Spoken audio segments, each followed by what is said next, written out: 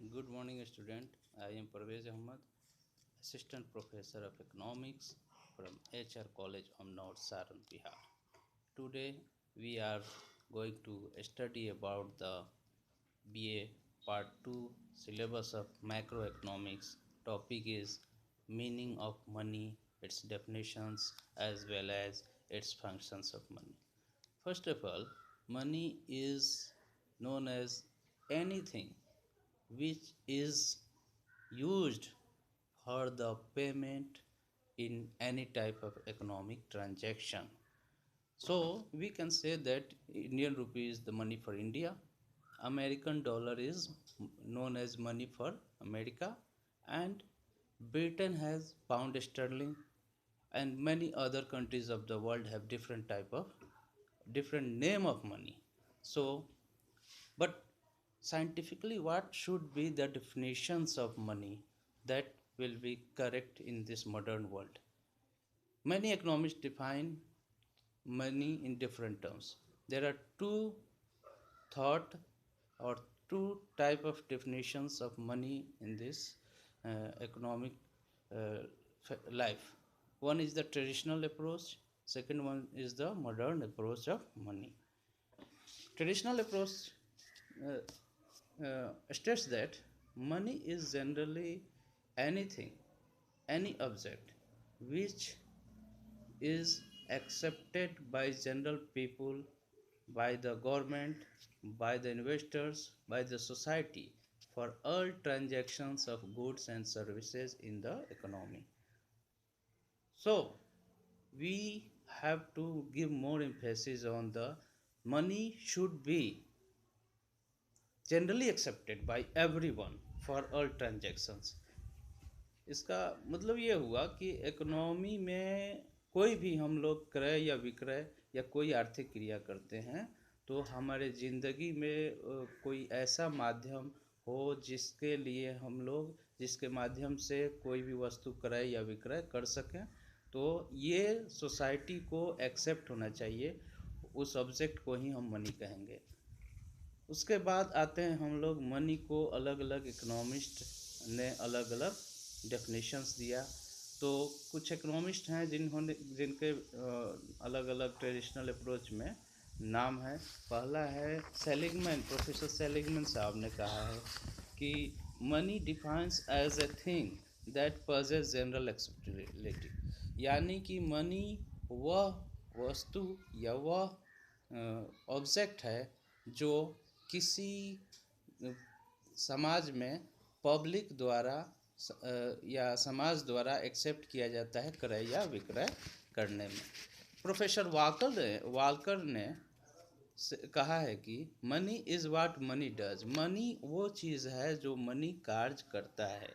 Money मतलब उस हर object को कहते हैं जो मनी का कार्य कर सके, यानी मनी एक मीडियम है जो मनी का सारे फंक्शंस को फॉलो करे। प्रोफेसर हिक्स अपने बुक्स में लिखते हैं जिसका नाम है critical essays in monetary theory. उन्होंने कहा है money is defined by its function, यानी मनी को परिभाषित करने के लिए उसके कार्यों का जिक्र करना होगा। यानी कि कार्य अगर मनी का कोई वस्तु करे या कोई थिंग्स करे तो मनी हुआ।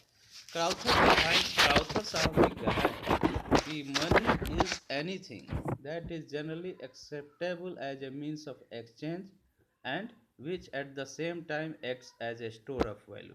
इसका मतलब ये हुआ कि मनी, क्राउथर के अकॉर्डिंग, मनी वो हर चीज़ है, हर वस्तु है जो लोगों द्वारा विनिमय के माध्यम के रूप में स्वीकार किया जाता है, और ये स्टोर ऑफ वैल्यू का भी फंक्शन रखता है, यानी कि वो किसी उसका खुद का अपना वैल्यू हो उस ऑब्जेक्ट का, नहीं तो वो मनी नहीं कहलाएगा।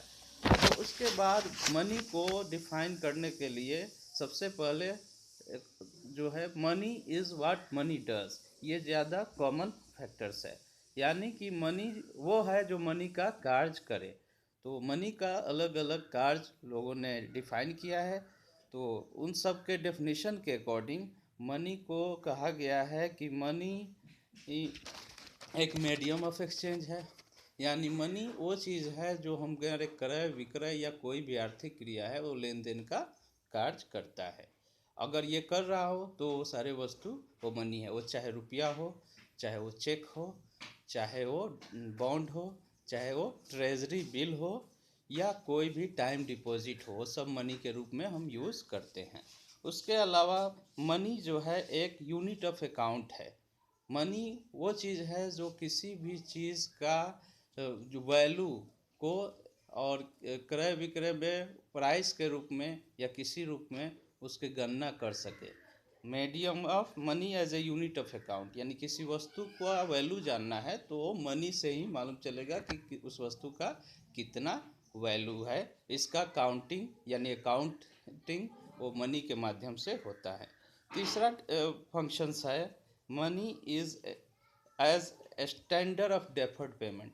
इसका अर्थ ये हुआ कि हम मनी के माध्यम से आने वाले फ्यूचर पेमेंट का जो लेन देन है वो हम तय कर सकते हैं। यानी इस मनी को हम फ्यूचर के हिसाब से लोन या किसी कर्ज को लेन देन भी इस मनी से कर सकते हैं, या फ्यूचर में आने वाले पेमेंट को आज हम लोग उस मनी के थ्रू ही डिसाइड कर सकते हैं।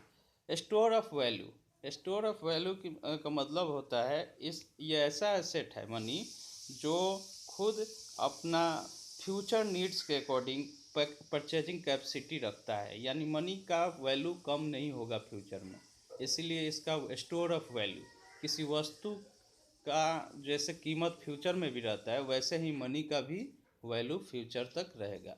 इसलिए हम कह सकते हैं मनी जो है कोई भी वस्तु, कोई भी वस्तु या ऑब्जेक्ट जो लोगों द्वारा क्रय विक्रय या एक्सचेंज के रूप के माध्यम के रूप में स्वीकार किया जाता हो। इसमें दो चीज़ें हैं, लोग उसको एक्सेप्ट भी करें और साथ में मनी का जो जो कार्य है, चार मेन कार्य दिया गया, 4 फंक्शंस ऑफ मनी। वन है मीडियम ऑफ एक्सचेंज, दूसरा है serves as a unit of account, तीसरा है payment standard of deferred payment, और थर्ड है स्टोर ऑफ वैल्यू। ये चारों कार्य अगर कोई माध्यम करता हो, कोई ऑब्जेक्ट करता हो तो मनी के रूप में काउंट होगा। तो बहुत सारी चीज़ें हैं जो आज मॉडर्न डेट में मनी का कार्य करते हैं। पहला है आज करेंसीज है, टाइम डिपॉजिट है, उसके अलावा पोस्टल सेविंग है, उसके अलावा cheque, demand draft, treasury bills, bond, shares और इक्विटी। ये सारे चीज़ मनी का फॉर्म है। आजकल इंटरनेट बैंकिंग के थ्रू डिजिटल मनी ट्रांजैक्शंस भी हो रहे हैं, इसीलिए उसको भी हम मनी के रूप में जानते हैं। थैंक्स।